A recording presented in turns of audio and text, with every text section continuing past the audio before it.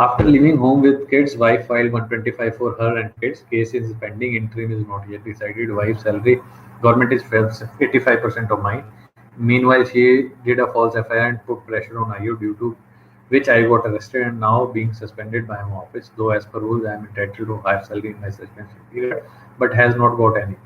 Question: will there be effect of my present circumstances on 125 and interim maintenance? 100%. Dinesh, 100%. It will impact your interim maintenance as well as final maintenance. One, you are suspended.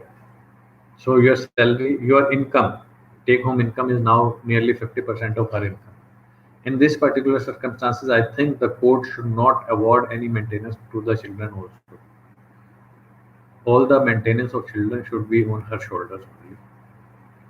So it will definitely impact your maintenance. Secondly, as per my understanding, any suspension can no suspension can continue beyond a period of 90 days.